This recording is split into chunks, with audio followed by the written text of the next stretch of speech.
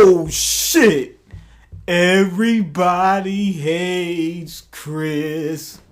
Anyway, in this episode, the dude from that show, Everybody Hates Chris, you know, the one who played the friend, dude turned.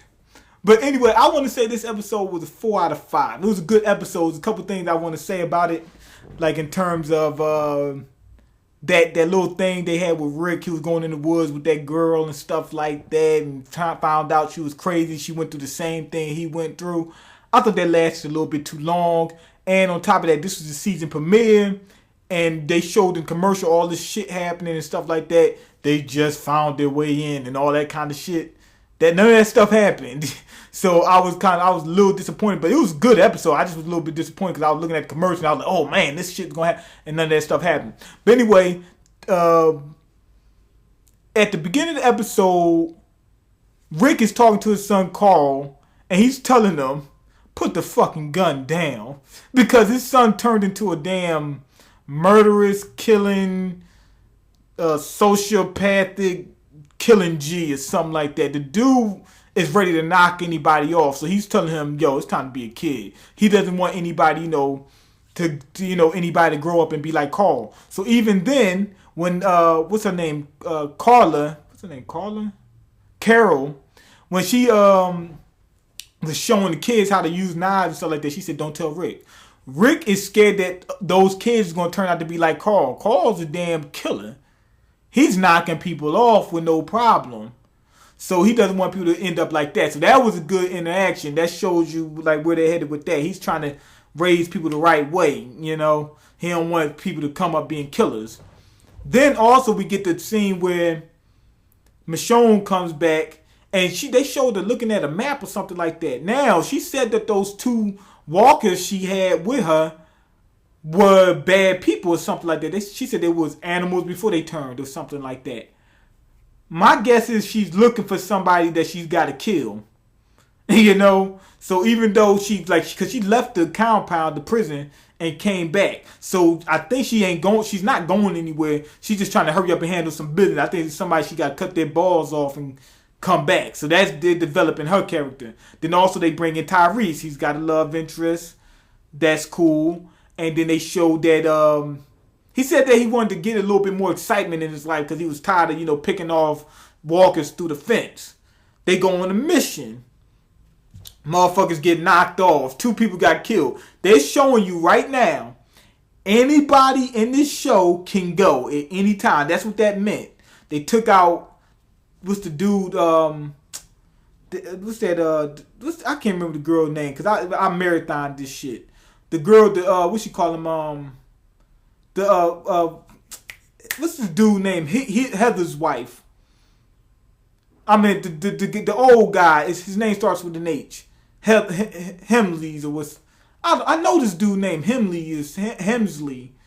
I know this motherfucker, whatever, his daughter. Her little boyfriend, they took his ass out. I'm going to remember his name as soon as I get done with this review. They took his ass out. The new dude who's an alcoholic got them fucked up. They took him out. So anybody can go. And he's like, damn, I don't know if I want to see people getting fucked up. So that was another good thing about this episode. So we got some development with him. We got some development with Michonne and with Rick and Carl. So they showing like they're in action. So that was good. Then at the end of the episode, we see the dude, I don't know his name, the dude from Phineas and Ferb and Everybody Hates Chris. He turned into a walker. The motherfucker turned in the showers, but he never got bit. He wasn't scratched. He wasn't even sick, anything. But you did see when he was walking on the floor, it was sweat on the floor. He had the fever. So whatever happened, when somebody gets bit, that happened to him, but he just didn't get bit. So how did that happen? They also showed the pig dying at the beginning. I think those are all connected.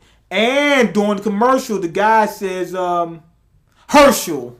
I knew I was going to remember his name. Herschel.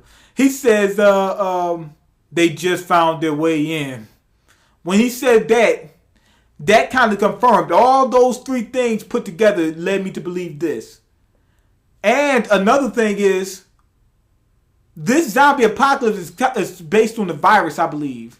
So if it's virus based, that means that even though even though they get bit and contract, die from it, it's telling me that whatever they biting or whatever through the bite or whatever the fuck, some chemical is being transferred between the bite and the person.